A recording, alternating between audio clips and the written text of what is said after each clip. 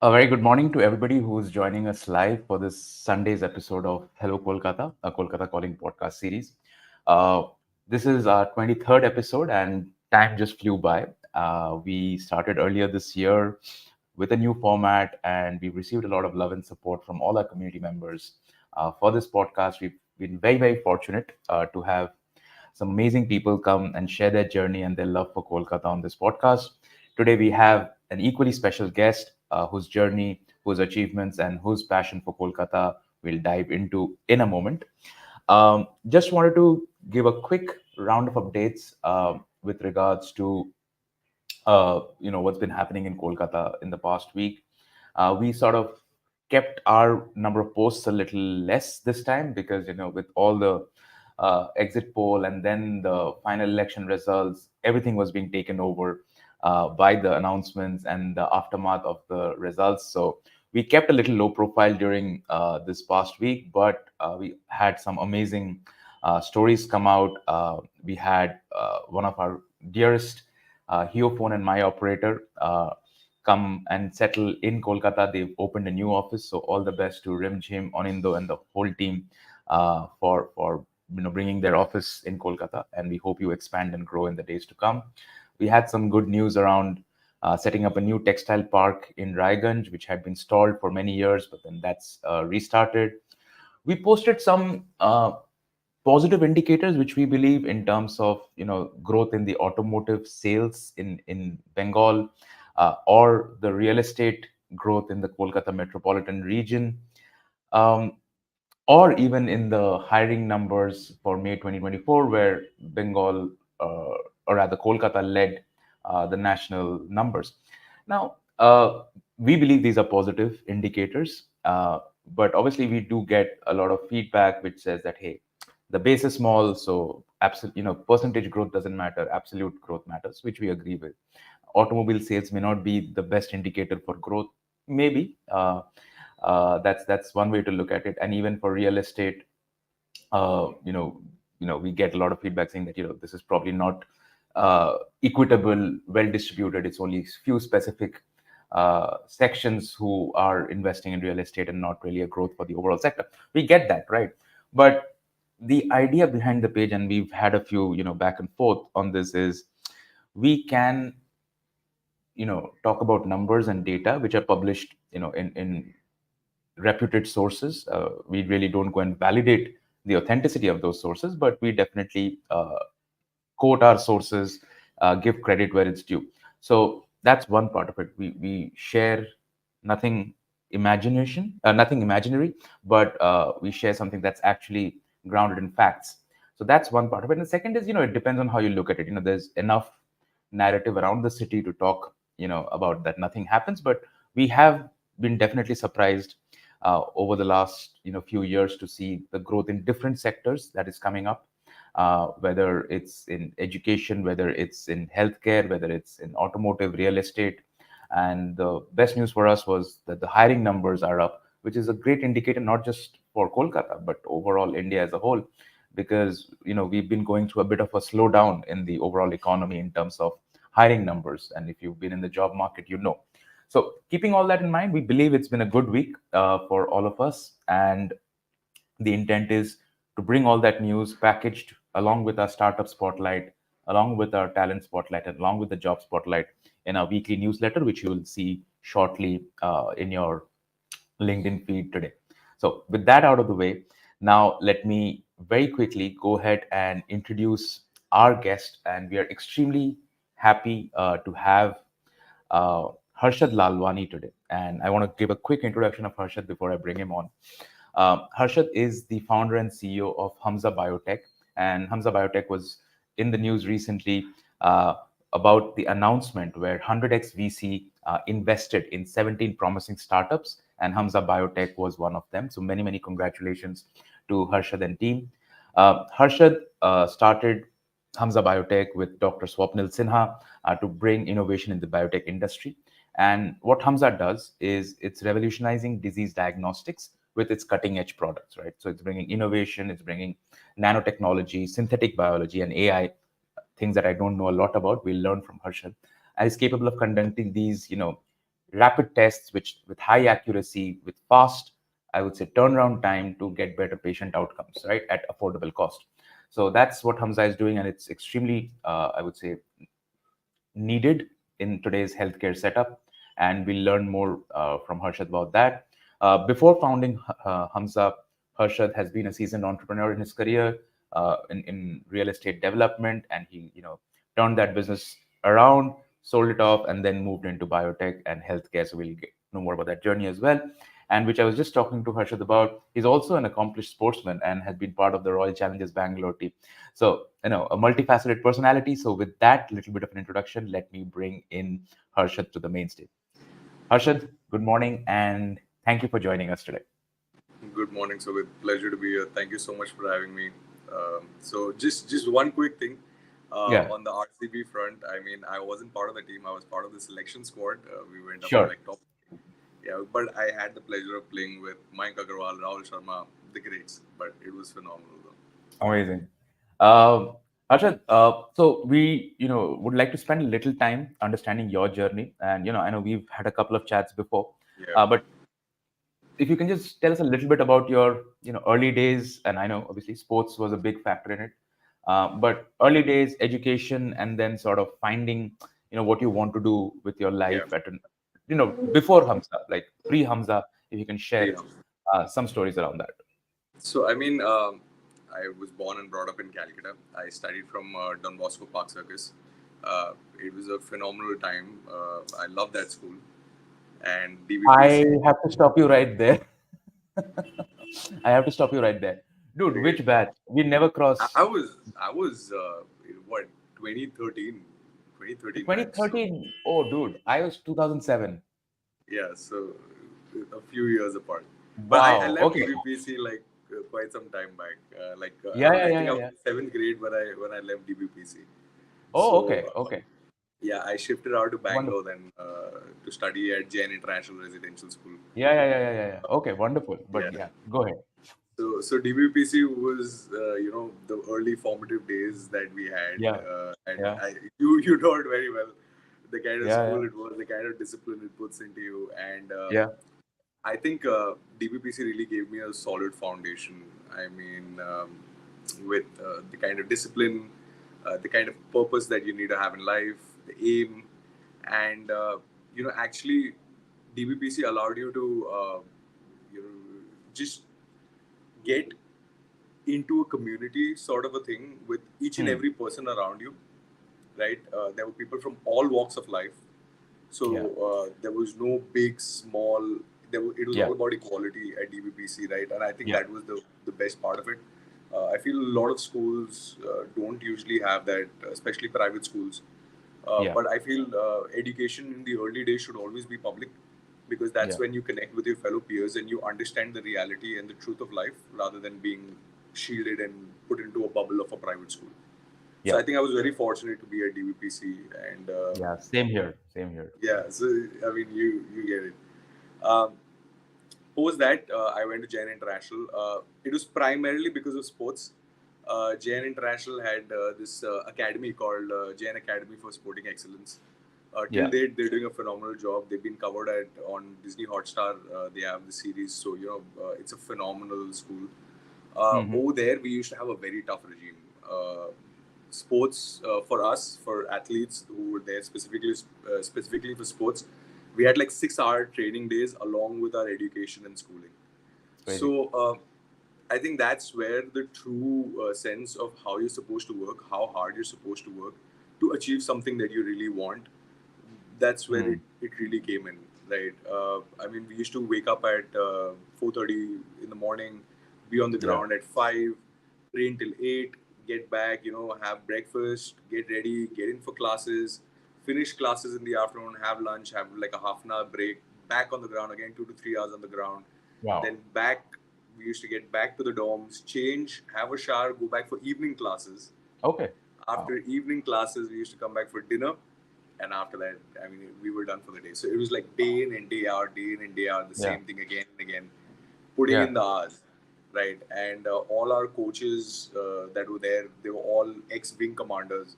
So the Hmm. discipline, the love for the country, everything was built there right on the ground. Wow. So that's what the education space has been like. So Jain International is the one that gave me that platform, to be able to do what I could in sports. But even though I was a great player at that point, uh, there were a few challenges in life that I understood very early on that I don't have a future in cricket. Even though IPL had just started at that time, I'm talking about 2010, right? So IPL started in 2007, 8, Yeah. if I'm not wrong.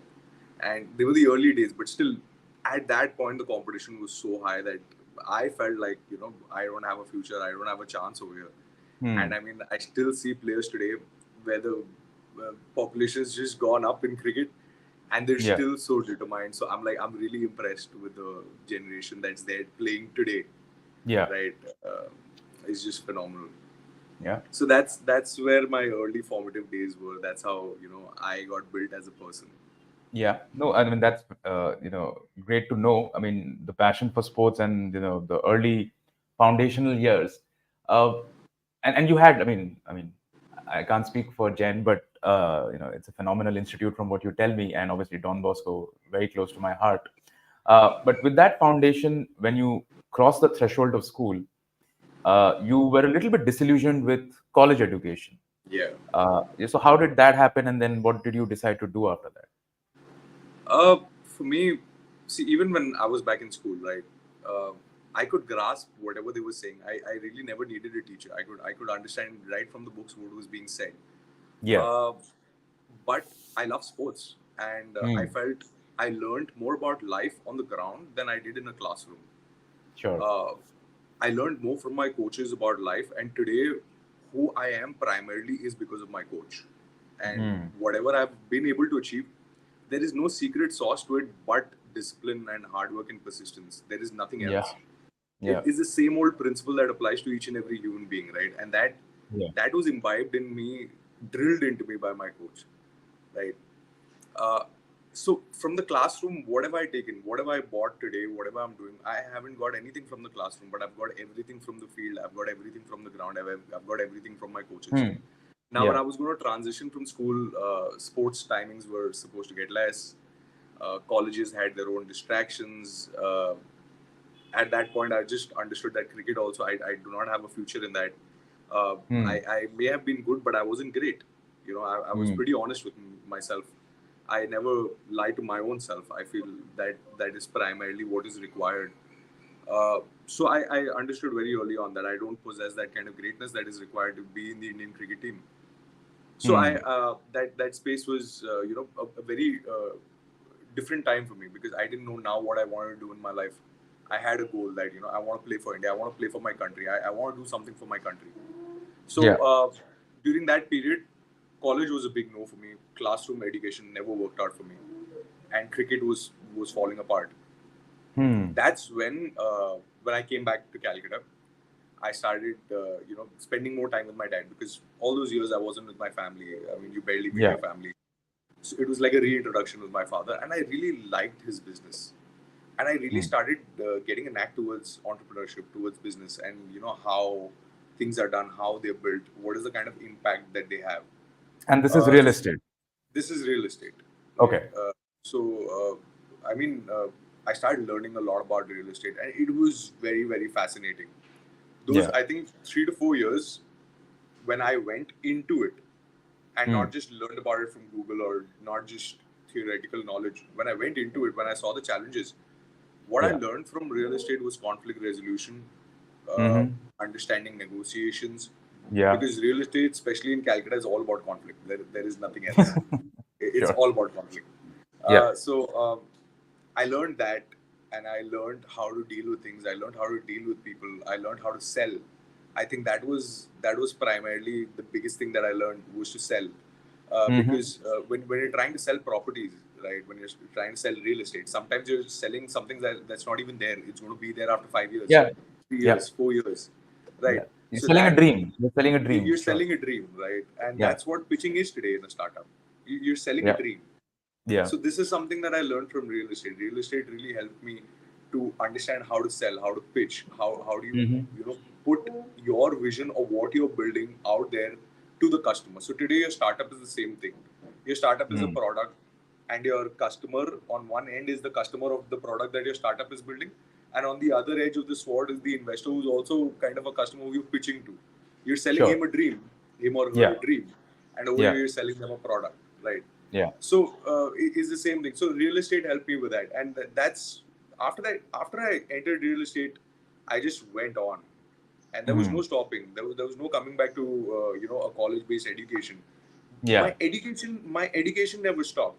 My formal education stopped. Yeah. Yeah. I always kept on learning. I mean, I loved biology. I just absolutely was in love with biology.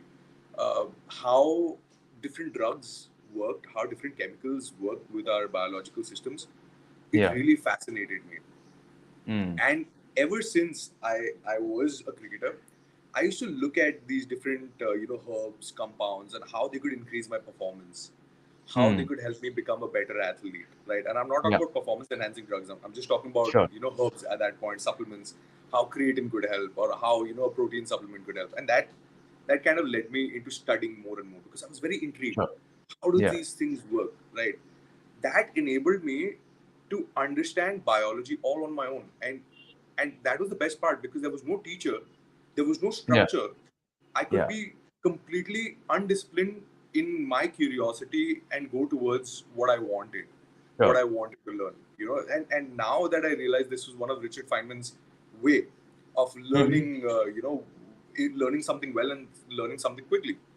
Yeah. So all the while that real estate was going on at the background, like as a passion project, I used to keep studying new papers. I used to keep learning about new drugs. I used to keep learning about new compounds and how they're working and what is happening and what it takes to develop a new drug, right? Yeah. Um, then came in, demonetization. So our real estate market did take a hit. Yeah. Real estate started going down a bit in Calcutta. I think Sure. 2012, 2013 was the space where there was an uptick, where Yeah. real estate rates went from 3,000, 4,000 rupees a square feet to 8,000, 9,000, 10,000 in areas like Bhawanipur.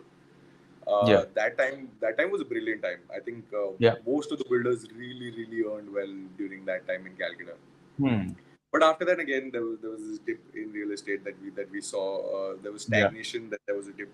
Rates weren't going higher. Rates actually started going lower. Demonetization had an even worse effect for at Yeah. least the next few months. Yeah. All the And the projects had market wasn't the halted. same. Everything. There Yeah. was no sales. There was Yeah. no buyer. We actually had a project going on at that time, and I actually had a buyer there to buy a property who would come down from Bombay. It was a diagnostic chain looking to buy a huge commercial space from us. But Yeah. as soon as demonetization struck, the next day they went back to Bombay, and because now they also were uncertain. So Yeah. that was Yeah. a huge deal that we lost out on, and after that the slump came in, right? As soon as I think we started recovering from the slump a bit, right, as a real Yeah. estate industry in Calcutta, then COVID came in. Yeah. Right. So it was a very, very hard time for Calcutta real estate. A lot of Yeah. builders faced really, really hard challenges. I know a lot of builders even jumped ship. They were like, no, real estate is not working out. My father stuck to it, but I was like, no, real estate is not my calling. Uh, I I was always interested in bio. It was not up until COVID and that period that I actually thought that there's this huge gap in what innovation there is today, where science is, and where the Yeah. products are. Yeah. That's where I realized, dude, that there's this huge space. There's this huge gap. And today, RT-PCR and all of these technologies were there, but they were taking time. The turnaround times were insane because of the sample loads that these guys were getting during a pandemic. Yeah. And I was like, there are ways of solving this. It's just that I, by luck, have gotten a chance to understand this space. Yeah. So me having that background in business as well as science enabled me to see this opportunity. Right. That was pure luck. I mean, you can't really put a finger and be like, no, I'm going to do this. This is very difficult. This is something that just happens out of your natural inclinations or whatever you want to call it. Right. So that enabled me to look out for this gap. Yeah. And as soon as I found that gap, I was like, we need to solve in this space. So that's where the idea came up. that's where the formation of Hummsa started. That's where we formed Hummsa, and we were Yeah. like, we're going to build something in this space. Wonderful. And I'm curious to also know, I mean, that, how and where did you meet your co-founder, Dr. Swapnil Sinha? You've spoken very highly of her in many places. How did the paths cross? So I mean, it's a really funny story on my part. Um, Yeah. Now I was obviously studying biology. I had studied nanotechnology. I knew quite a lot of stuff. So initial ideation of a technology was done that okay, we're going to use nanotechnology. We're going to use this kind of a biology, and we're going to make these kits that can Hmm. do that what an RT-PCR is doing, but much faster. Right? We Yeah. can give that results much faster. Like we want to bring it down to like 10 minutes. Your entire diagnosis is done. Right? Uh, but there were a lot of flaws in the technology itself because I was building Hmm. it because I did not find any partner. I went Hmm. to top universities in Calcutta. I spoke to the HODs, the PhDs. None of them were interested to come on board for entrepreneurship. They were like, "We're Hmm. very happy with the job that we have. We're very happy with Sure. academia." They did Hmm. not want to leave academia. Now Hmm. I had a challenge that okay, I can probably do it practically, but I'm not trained theoretically to sit in a lab and make this. Yeah. Right? Practically, I can ideate. So again, I now during this time I was just going on and on and on, and suddenly what happened? I came across a person through one of the events, one of a science-based event, and this person was actually a master's student in biotechnology. He was currently he hadn't even started his PhD. So I spoke to him. I was like, you know what? Why don't you help me out with this in the initial days? You do the practical. I'll do the theoretical. I'll tell you what needs to be done. How you build it Hmm. out for me. So he was like, yeah, done. Let's do it. So he came on board. So his name is Mr. 𝐬𝐲𝐽𝐿. He was one of our first people to join Hummsa. Hmm. So he had a small lab. Today he's also grown in his laboratory space. He's more into education. Like after college, you're supposed to learn how industry things work because they don't teach you in college. Imagine. Sure. So you need training with RT-PCR and all of this. So he gives students that kind of training. It's like a summer boot camp, and then now they can go for job opportunities after his training. Got it. So he was doing that, and I was like, you can give me students. I'm willing to hire. I can take in students from you, and I need to build this out. So we started building it out in the initial days, and you won't believe the first experiment was a Hmm. success. The first time we built it out, it was a success, and we went crazy. We were like, oh, we've done it. Right? We went out to investors. We spoke to a lot Hmm. of investors. We even got a term sheet from a very very good investor. Okay. Now what happened? The second experiment that we did not work, Hmm. and we were like, "What just happened?" Right?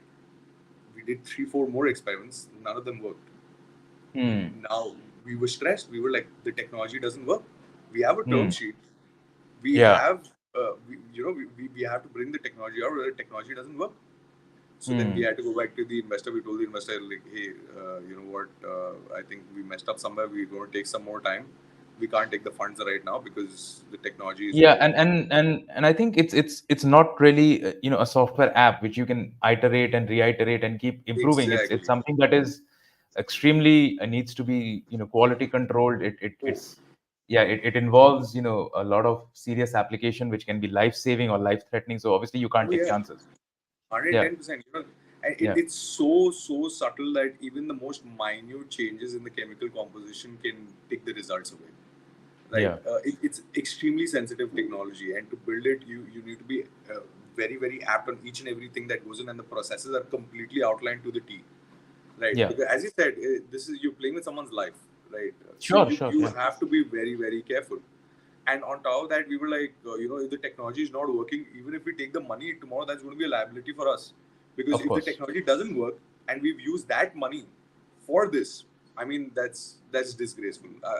Sure.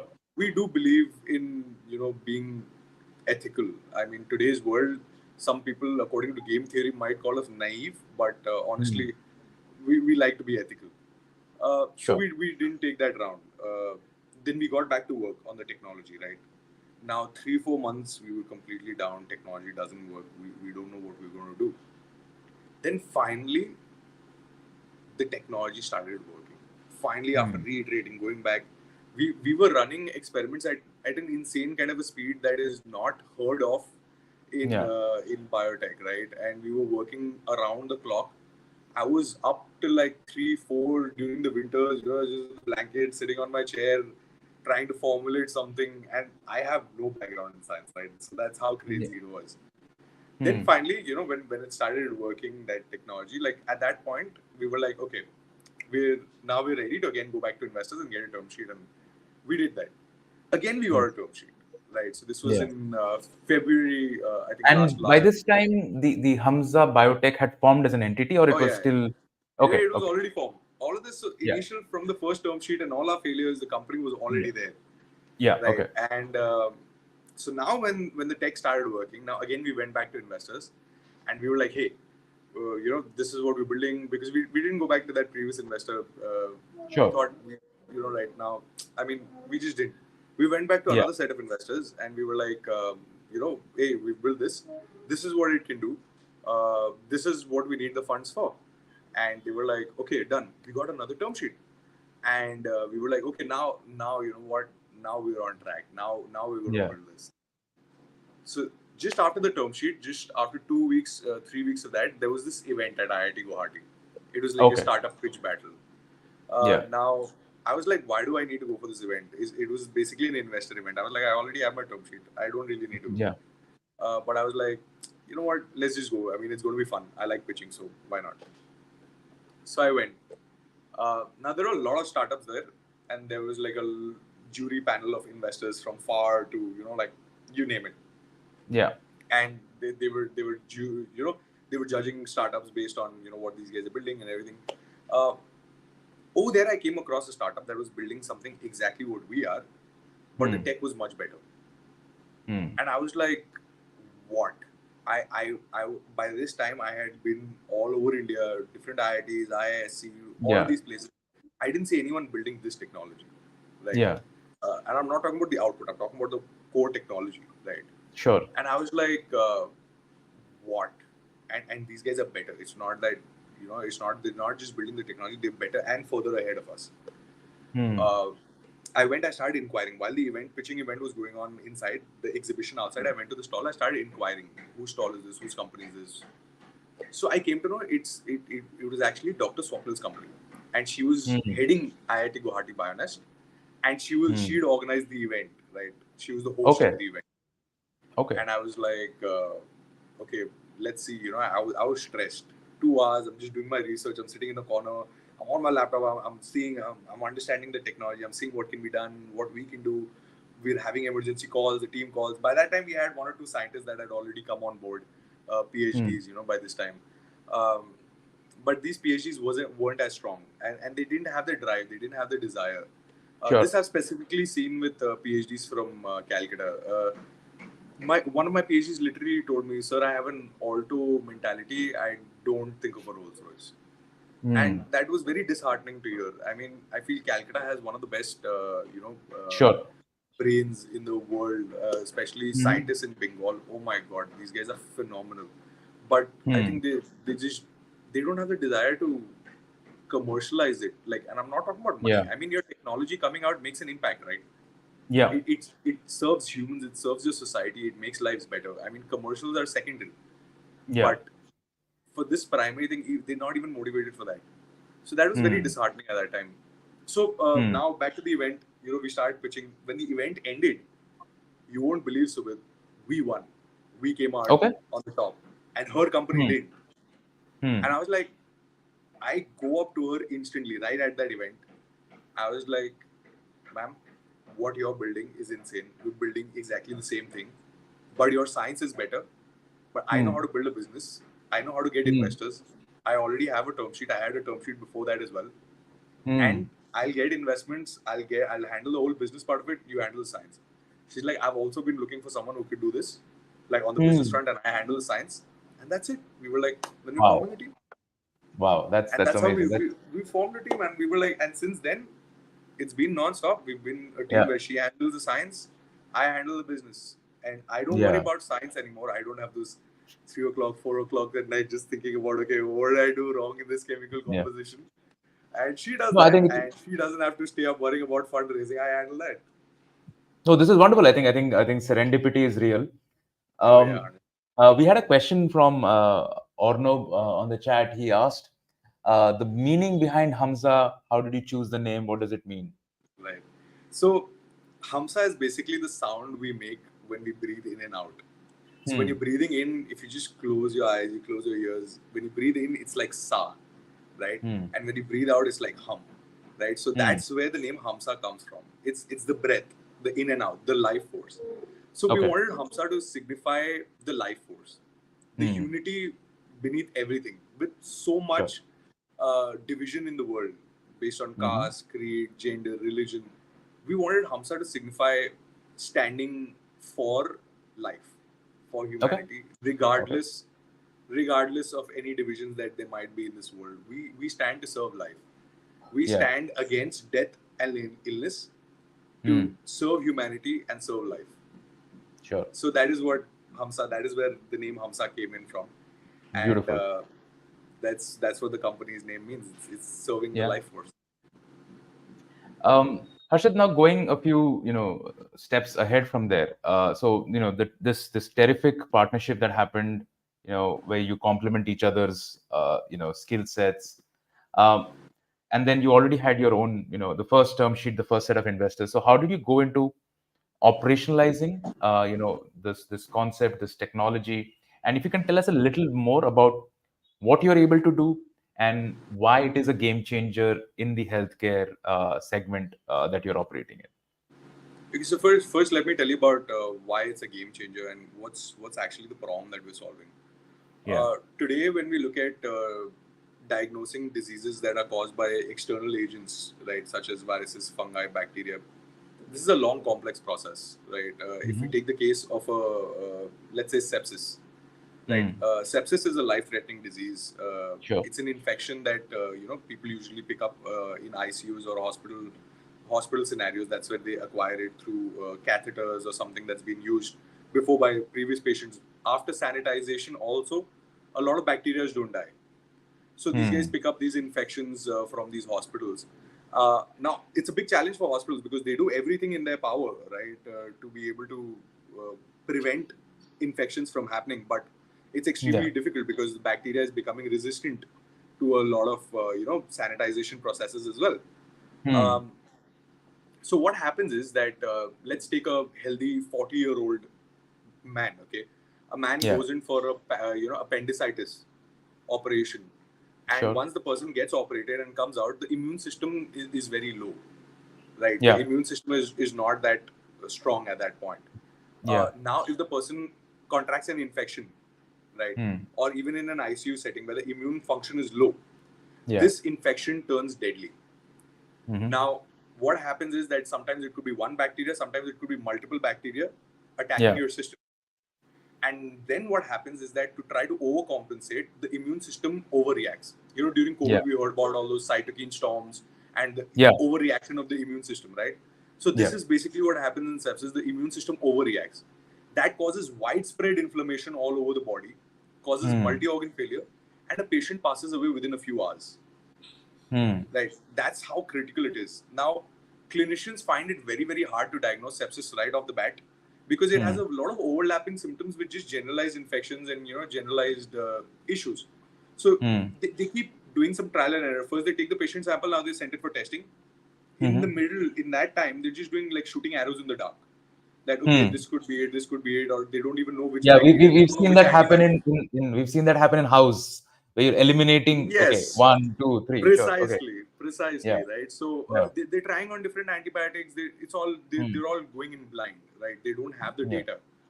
Um, so now what happens is that the sample that they've sent for testing, they usually do a blood culture and they Hmm. do an immune profile, right? Yeah.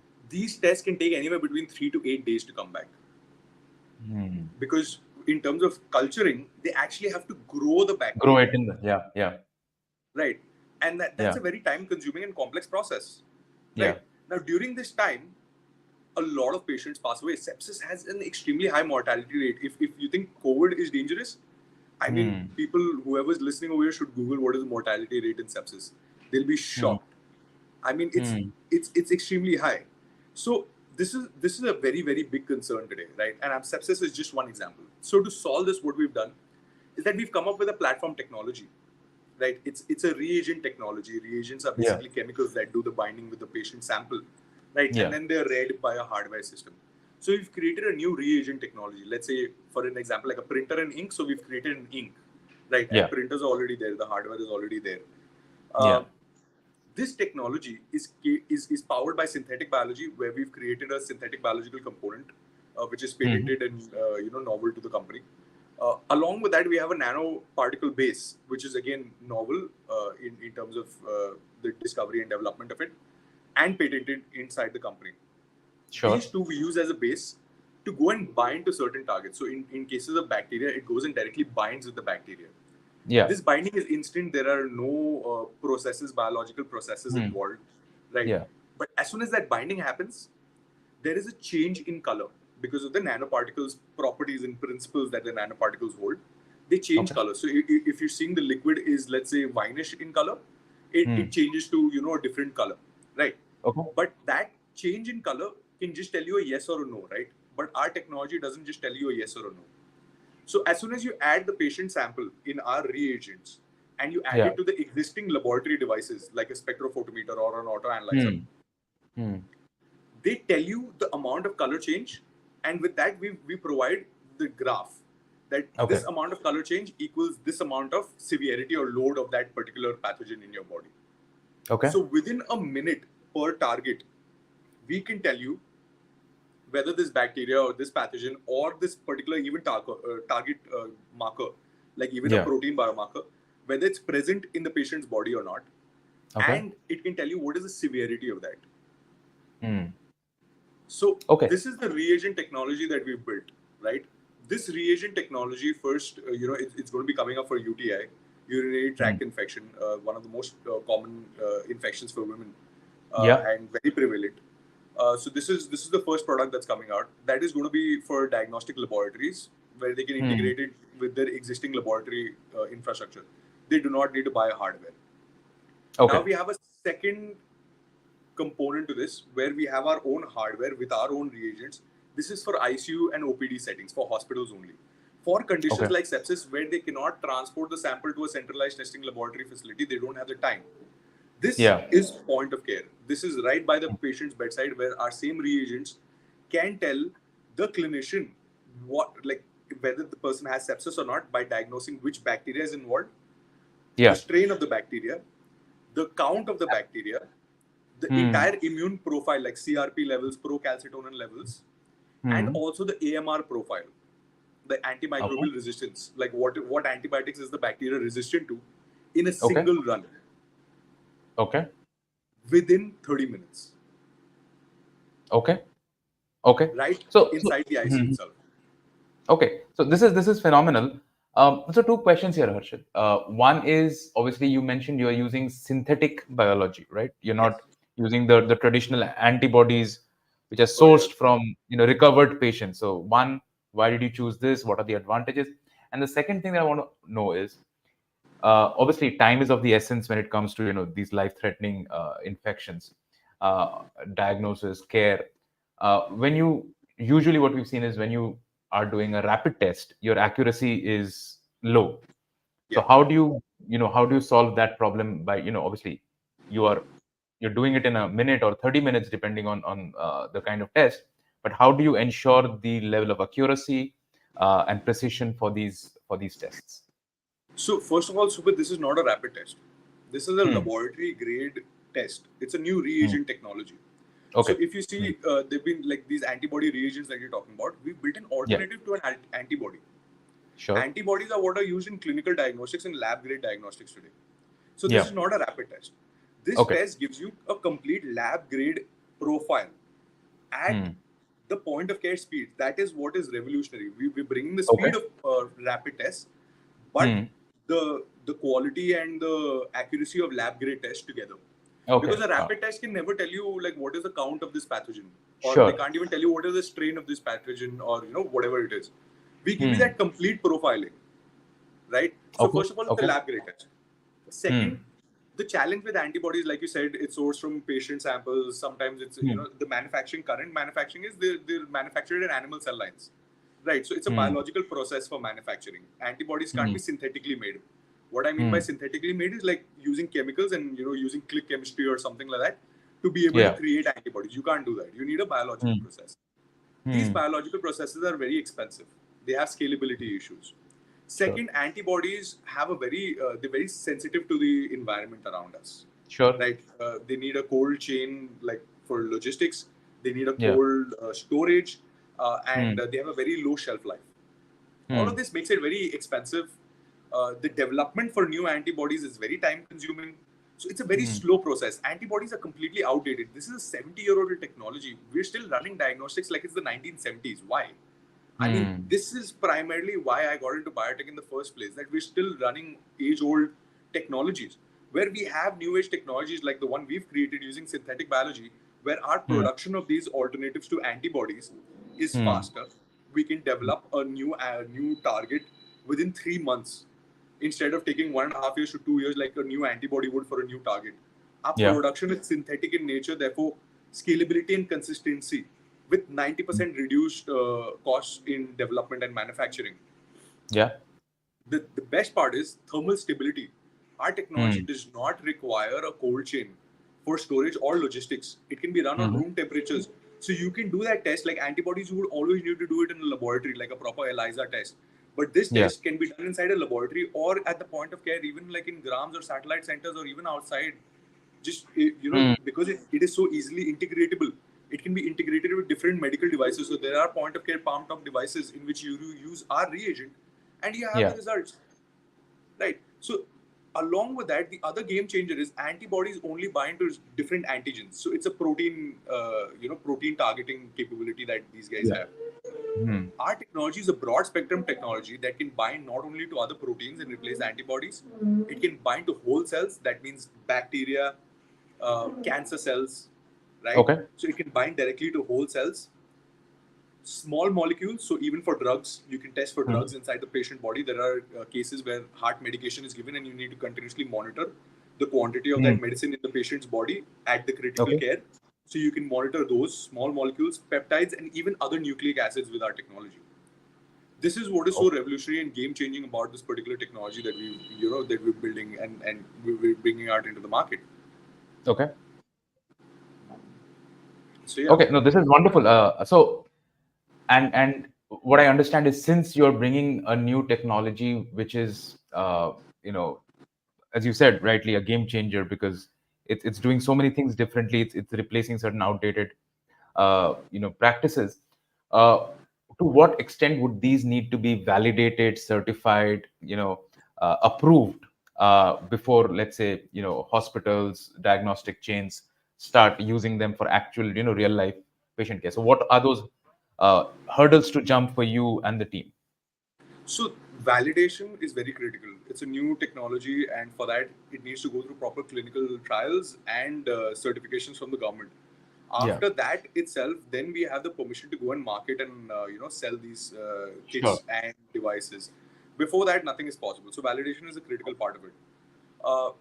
That is the journey we've been on. We've already completed one trial where we did about 600 plus patient samples. So usually there's a statistician that the proper companies that tell you based on the sample load that the country is facing, there's a batch size that is determined before clinical trials. That you need to do it on 200 patient samples, 300 patient samples, so like that. So our batch size was 300 patient samples, but we did it on 600 plus patient samples just to be sure, right? So in the first trial, we did it on 600 plus patient samples. We got a 97% accuracy compared to the gold standard. So patient samples taken, tested on the old methods and tested on our new method. We got a 97% accuracy, right? Now the second one that we're starting in the next 15 days, this is the final one. In this, we just have a 250 patient sample load. And that's going to be like done in the next 2 months. Once this is done, we're estimating that the total accuracy of the technology is going to land up to 98 to 99%, which is perfect because CDSO, that is the regulatory body of India, like FDA, they require a 80% minimum accuracy. So we're well above that threshold. So on that front, as soon as this is done with all the trial data and approvals, then we go out to hospitals, we go out to clinicians that, hey, look at this. This is what we've done. This is the data. This is the technology. This is the published paper. We also have published papers in reputed international peer-reviewed journals, right? Sure. So we give all of that data as validation. We show our clinical trial data, and the biggest is the CDSU approval when the government approves it. So this government process is very rigorous, and they scrutinize everything down to the T. So this is one of the fronts where in India this is very, very strictly regulated because their lives at stake. This is somewhere that there is no compromise.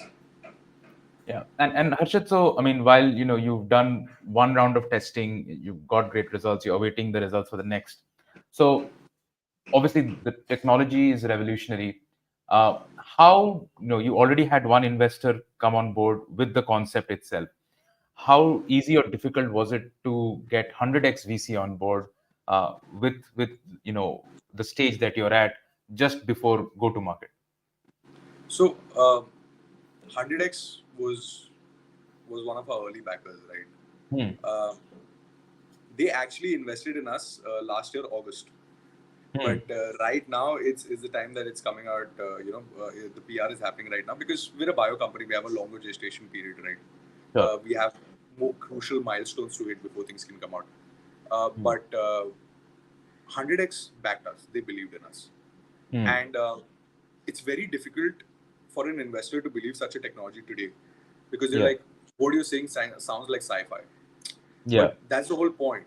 One of my taglines, whenever someone asks me what I do, I'm like, I make sci-fi a reality. Right? So that is what we do at Hummsa. That is what we do as a biotech company. We make science fiction a reality. That is what innovation is, But 100x sat with us. And even though whatever we were saying on the technology front was extremely difficult, they went through that whole process sitting in their office with us. And they had the conviction to make the decision right there and then. They backed us. And along with them, we have another 2 early backers that we would be releasing about them soon.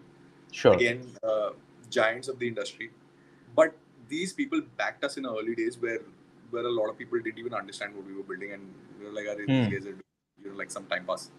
Whatever these guys are saying, it's unimaginable. But we are extremely grateful to 100x. The way these guys work, the way they take their decisions, the way they back you, the way they believe in you, it's just phenomenal. Before I went with 100x, I actually had a term sheet from another angel investor, not an angel investor. It was like a micro VC. So I had 2 term sheets at that point, and I had another investor who's almost finalizing with me. This is where 100x came in. But what was the difference with 100x? Their conviction. All the founders, the founding team of 100x, they are such phenomenal people in of themselves that it was an absolute honor to learn from them. Right? The classes, the education, and I actually left a higher valuation and a larger check size just to go with 100x, and I did not regret it. And I think we were late to get to know the news, but as you said, like this has been there, and obviously because the gestation period and the milestones that you want to hit, but belated nonetheless. Many congratulations on the 100x funding, Harshad. I know you want to keep your technology. Obviously, it's proprietary, it's patented. You want to keep it very well guarded. It's something that is revolutionary in its own way. But what about competition? What about other pharma players, other diagnostic players? How do you see that landscape evolve as you are, ready to go to market? So pharma doesn't usually come into this. I mean, pharma is a very big game, So it's like a diagnostic company that's what we are building. We could probably go max up to like a $10 billion company. The full potential of the company could be a $10 billion company. A pharma company that has a single 1 or 2 drugs out there in the market, they're a $100 billion company. So they're not looking at this. Pharma doesn't look at this. The second part is diagnostic companies. So essentially, there's this company called Mall Bio that's currently going for an IPO in the next few months. They've been in the market for quite some time. They're doing like 1,200 crores in revenue, and they're going for an IPO of 24,000 crores right now. Wow. This is going to be first of a kind from India. And honestly, even though they're kind of an indirect competitor, I'm like extremely proud and I'm cheering because for the industry, this is a big win. These guys Mall Bio, like 𝐬𝐲𝐶 Biologics by Kavita Rodriguez, these guys are actually pioneering this industry and taking it forward. Biotech as an industry in India is nowhere near what tech, D2C, and climate tech and all of these are. Yeah. Biotech has faced such challenges purely because the technology is so difficult to understand. And healthcare as a space, no one really needs healthcare till they need healthcare. Do you know what I'm saying? So people don't like to think about healthcare, but when they need it, and everybody does, be it me, be it anyone, and any of our parents, when they need it, when there's a life-threatening condition, who do you turn to? You turn to such medical products. So such medical products need the backing, but they're not able to get the backing because it's very difficult to explain or to convey what we're building in very simple terms. Because investors are not wrong. They didn't specialize in your field, or they don't owe you to listen to or learn about what you're building. Yeah. You have to be capable enough to convey to them in the simplest of terms. See, this is what I'm building, and this is the potential. So that communication we need to improve as an industry. We need to improve as founders in communicating that, right? But that I feel these people are really pioneering this industry, like Mall Bio. So they would kind of be direct competitors at this point for us because we have a more broader spectrum than Mall Bio when it comes to our diagnostic technology. It's still a bit different. Then we've got other competitors as well in the space. We've got a few foreign competitors. We've got there's this company called Vital Bio. This was backed by Sam Altman. They just raised their funding about 7-8 months back. They raised a $48 million seed round. So still they don't even have an FDA, so they're kind of like on the same stage as us. But America is a bullish market for medical technologies. Sure. And especially biotech. Biotech is a bullish market. But in India, even though we don't have access to those kind of funds, we're very resilient and we know how to innovate in a cost-effective way. So we're not worried on those fronts, right? And we have been, and today, we have a lot of moats over our competitors. But yeah, there are competitors, and there are some really strong competitors out there for us. Yeah. One question that came up in the chat was, what are the certifications that you require? So certifications would be the �CDSU approvals, which is like an FDA but for India, and would be some ISO certifications. That's it. But it's primarily the approval for marketing and manufacturing from �CDSU. It's like an FDA approval, but for India. Without that, nothing happens. Got it. Makes sense. So switching gears a bit, Harshad, when you're on this cusp of this breakthrough with getting the final approvals and going to market, I'm sure being the good businessman that you are with your experience in real estate, I'm sure you're already looking at where you want to expand, how do you want to expand. Where do you see the Hummsa journey going from here over the next couple of years? See, we as a company, we're focused on a global footprint. Biotech companies are never just national; they're always global. We have a few channels, we have a few strategies in place that's going to enable us to rapidly cover multiple domains in multiple regions. Initially, we're obviously going to start from Calcutta. The first journey is going to start from Calcutta and then rapidly expand over the country. I mean, this city has given us the base, so the first thing we do is commercialize in the city and provide the city with this technology.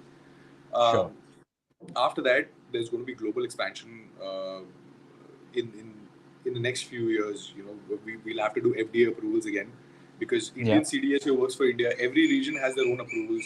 So while we're commercializing in India, there's a journey for FDA that's going to take another year, right? A year and a half. So simultaneously, we have to do the FDA journey.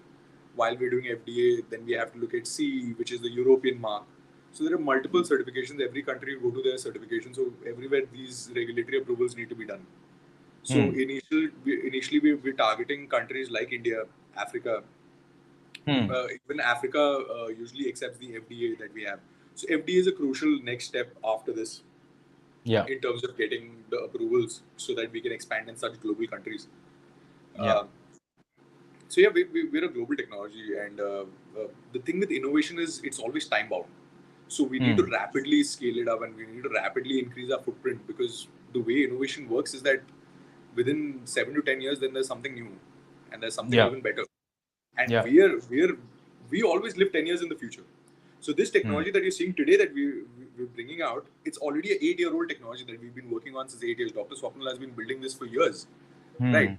And today it's come to commercialization. So today Yeah. what we're ideating is going to be 10 years down the line. That's going to be the next frontier. So we're always 10 years ahead of the curve. Wonderful.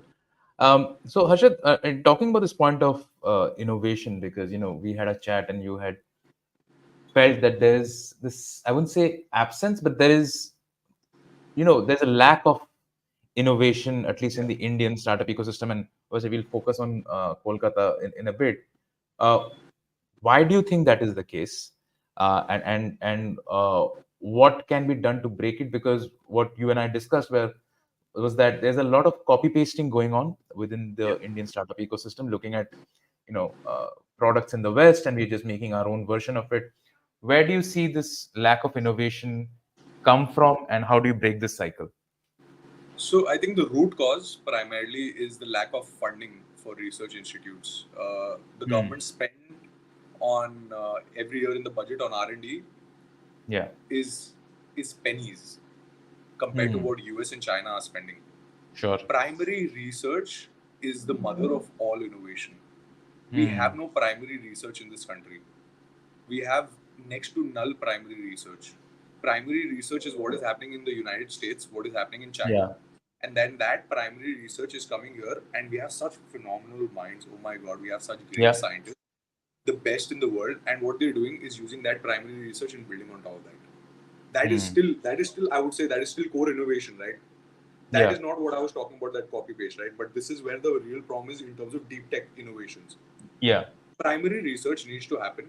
Government needs to allocate more funds for R&D, and they need to be more liberal with a grant. I mean, if you look at a grant in US, it starts with $2 million, $3 million for a scientist to get a grant to do that kind of research. India may 20 lakhs, 15 lakhs, 50 lakhs, and even that grant comes in over a period of 3 years, 2 years. How is the poor scientist going to be able to innovate, do some experiments?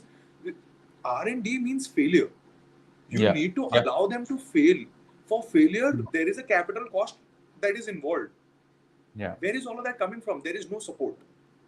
Today, government is coming up with grants, but for startups. But where is the money for primary research? If there is no primary research, what are we going to build on? Number one. Second, when it comes to the startup ecosystem, most of the technologies that are being built, they're being built on what is being built by the West. So they're just building on top of that. Yeah. I really think that that is primarily because we feel as a country that we do not have the capability. We're still living with that colonial hangover, and we still look to the West. That is something very, very that drives Hummsa till date. Hummsa is not here to become a unicorn and do all of that crap. Okay, we're here to put Indian biotech on the global map. Yeah. We are there to show the world that an Indian biotech company is capable of innovation. An Indian biotech company is capable of being on the map with all the giants that are primarily from the West. 70 to 80% of people on that list are from the West. Yeah. And we want to show that an Indian company has that capability. To do that, you need to be able to create new technologies. For that, you need primary funding from governments because startups can't invest in primary research. Yeah. Startups can then take that primary research, build on top of that, because that primary research doesn't become a product. Yeah. Then there is that critical design that you need to come in with. From that primary research to a product is a huge journey. That's where another set of innovation comes in, creating that rough thing into a diamond, right? So that people are there, but then if there are innovators in this country who can do that, take the raw research and then turn it into something beautiful, then they can't raise funds.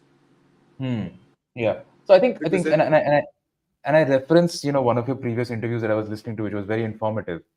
I think from a startup founder entrepreneur, you have to now, at least in the kind of domain that you're working in, you have to manage three things, right? One is obviously you do the research and you figure out where there is a scope for innovation, right? In the process in that domain. The second is what you mentioned was very important is, but while you're innovating, you can't forget the end user or the customer, right? Because you build something that doesn't help them, then it's not something that sells. So while you're solving a real world problem with innovation, so there's, and I love that quote where you said, you have to have a balance between that. But again, on the third front, you also have to convince the investors that, we have innovation, there's a need, consumers will benefit, this is our pitch, this is the valuation that we are expecting. So how, and with Hummsa, obviously, you are achieving to do that, and more power to you. But for other co-founders or other entrepreneurs, how do you see them traversing this fine balance of managing end users, research, and investors? See, primarily, like I said, okay, so you first of all you need to have that dire curiosity towards research and seeing what is happening, and Hmm. you just gotta love that aspect first of all. Sure. So that means you're always aware of what is going on, what are the technologies, and what is present in the first place. Yeah. Second is when you come across a particular problem, right, and you've Yeah. identified a gap, then you use that technology as a base to create a product for that problem, right? Hmm. You need to create a solution using those core technologies for that problem. Now, Sure. when it comes to investors, Hmm. you need to be able to make it so simple that a 5-year-old could understand, Hmm. right? So today, I have huge terms and a lot of deep tech jargon and a lot of detailed things into the technology. But when someone Hmm. asks me, what are we doing? We develop what we go and tell them, we pathology at lightning speed. That's what we Hmm. say. Yeah. What do you do? Pathology results at lightning speed, right? Hmm. So it's pretty simple. You understand, okay? अरे ये pathology results एकदम फटाफट करके दे रहा है, okay? Hmm. Simple. Hmm. Yeah. So this journey of first Hmm. going deep into the tech and then not swaying with it. Hmm. Second, solving the problem that the customer has, creating a Yeah. product out of the core technology. The Yeah. third, explaining it to a 5-year-old. Hmm. That is exactly how you can crack this particular code. Yeah. And even then, you're going to face a lot of rejections. I mean, we faced a lot of rejections. It's not that we've always gotten term sheets after term sheets after term sheets. We have, Yeah. I think, we've been very blessed in terms of fundraising that we've got a lot of investor interest. For us, fundraising, there was a time where it was extremely difficult, but we learned on the way Hmm. of how we're supposed to raise funds. And today, we've got such great investors. We've got such great humans. Investors, they're such great humans Yeah. that honestly we feel very blessed, and we feel that they are looking for deep technologies. They want to invest in innovative new technologies, but Yeah. we need to be as founders be able to communicate it. If we're going and we're giving them jargon, they're going to zone out. And not Yeah. every investor is, if they don't understand in the primary call what you're building, they're not going to go and do a deeper dive on your tech, Yeah. right? So those issues are there, and we need to solve for those issues. Yeah. Yeah. As Harshad, founders, I that's our know. job, right?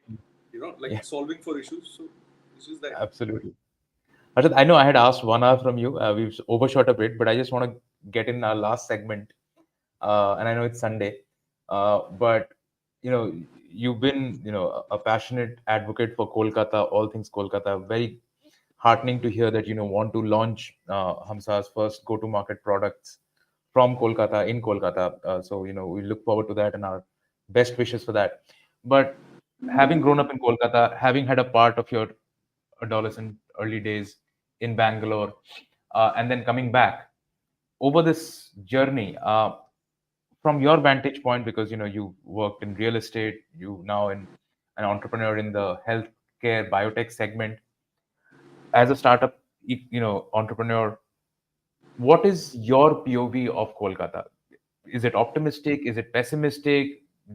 Are you realistic to say that, okay, this is what sucks, this is what's great? Where do you stand? What are those things on your mind growing a company out of Kolkata? So I would say I have definite optimism. That Hmm. means right now the scenario I'm not optimistic about, but there is Hmm. potential. Hmm. That is what I think that the city has. First of Hmm. all, we need a change in mindset. Hmm. I feel when we change our mindset as Yeah. people of Calcutta, as human beings, Yeah. when we move more towards serving people, helping each other, Yeah. thinking about the society as a whole rather Hmm. than our own status or how we Hmm. inflate our own egos, Yeah. I feel that is where a game change happens. It happened to Yeah. me. I was very driven by status and ego. I mean, I am no exception. I'm just a normal human being like everybody else, Sure. right? Mm. But the change came in when I saw the ecosystems in Bangalore, when I saw the ecosystems in Mm. Gujarat. My Yeah. God, they're hustling, they're bustling. The people over there, they are Yeah. not just driven by the fancy startup culture, or they're Yeah. actually trying to solve problems. And what Yeah. is solving problems? You're trying to serve your society, your people, your country. Yeah. And we, as a city of Swami Vivekananda, of Netaji Subhash Chandra Bose, of all the greats Mm. who have given their lives, dedicated their lives to serving humanity, to serving people, we Yeah. as a city are forgetting that today entrepreneurship is nothing but serving others. Yeah.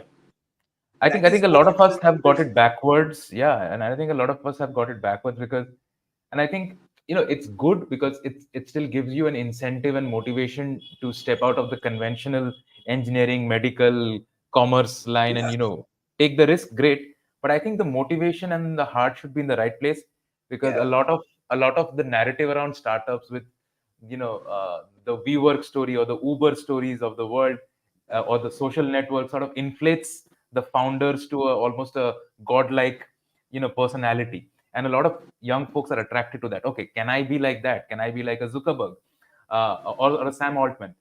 But at the core of it, I think there needs to be heart in what you're doing, and rather than what you mentioned is chasing ego, chasing fame, chasing money, which is probably going to be a recipe for failure yeah. if you just focused on that and without the heart and the society in mind.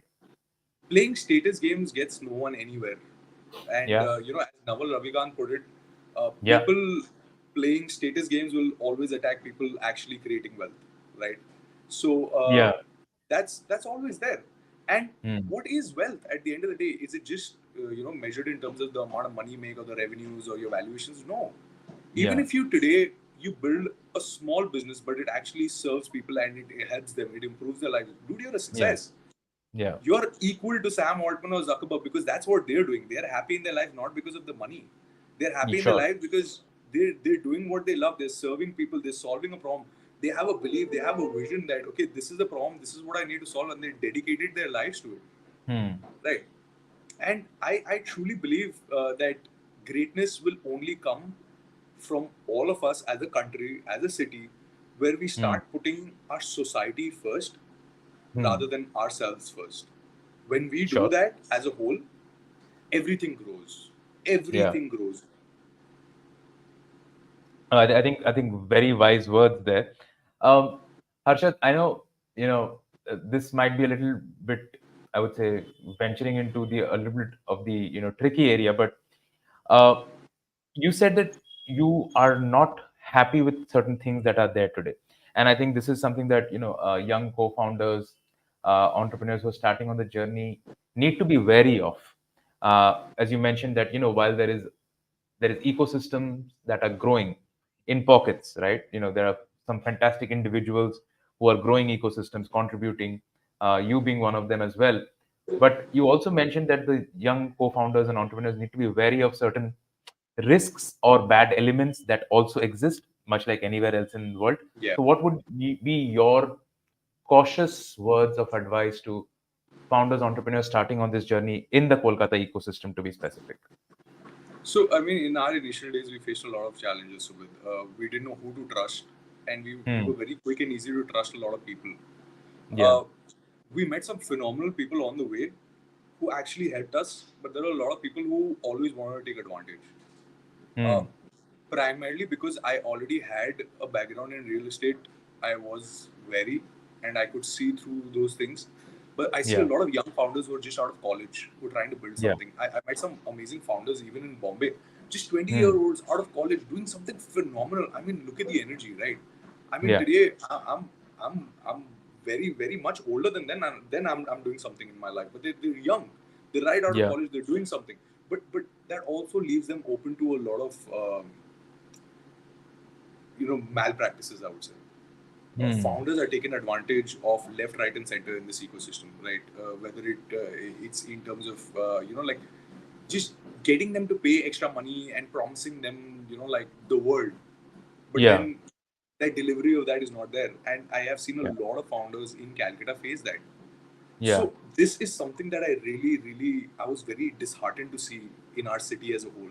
There are some Hmm. phenomenal people who are building ecosystems. There's Utkarsh, he's got his Hmm. founder circle, right? Yeah. He's building, he connects, he Yeah. helps you out, right? So Yeah. he's building a community. He tries to help, right? Yeah. Then there is Arun, who's also Yeah. built a community around, right? So he's Yeah. also doing his part. He's actually helping, right? And there Yeah. are other people like them, right? Yeah. But there are also other people that people really, really need to be wary of. And Yeah. all I can say at this point is just be very, very thorough with your due diligence and don't Hmm. trust people right off the bat. Actually validate Sure. what they're saying, because as founders, you're going to be asked to validate yourselves. So when someone's coming to you and promising you the stars, be sure that you Yeah. validate it. Sure. Sure. So that is what I would say on that. Okay. Harshad, it's been really, really, I would say, inspiring for me to listen to the passion in your voice and the way you believe in the vision and mission of Hamsa. I think what you're doing is phenomenal, and I mean, we just discovered, because we hadn't talked about this, we have a common connection with Don Bosco, so very, very soft corner for that. Very So soft. brilliant work that you and Dr. Swapnil are doing, and I think this is extremely valuable for a country like India to have this kind of innovation and technology in the healthcare space, where we definitely struggle with healthcare across the country, affordable healthcare across the country, I should say. And I think what you're doing is phenomenal.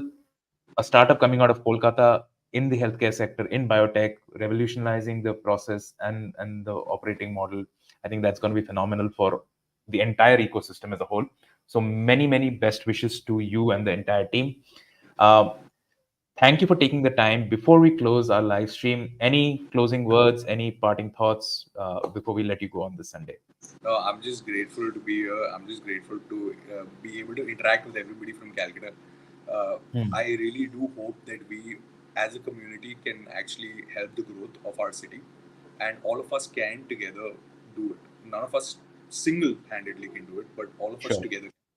And I think that is what is very crucial, and I think we are capable of that. So I'm very grateful to the city. I'm very grateful to the people, because wherever we are and wherever we're going, it could have been possible without a lot of people from the city. And Yeah. it's the support that keeps us going, and we always only want the support and blessings of our city, of our people, of our ecosystem, so that we be able to serve each and every one of them better. So Wonderful. that's from my end. Sure. Harshad, lovely listening to you and talking to you. May you have a great journey ahead with Hamza. Our best wishes are with you. With that, thanks to everybody who's been listening live. You can catch the recording on LinkedIn, YouTube, Spotify, and Amazon Music. Hope you enjoyed this episode, and hopefully, we'll be back next week with a phenomenal guest. Harshad, thank you so much. Have a great Thank you. day, great week ahead. All right. We'll end the stream All here. right. Take care.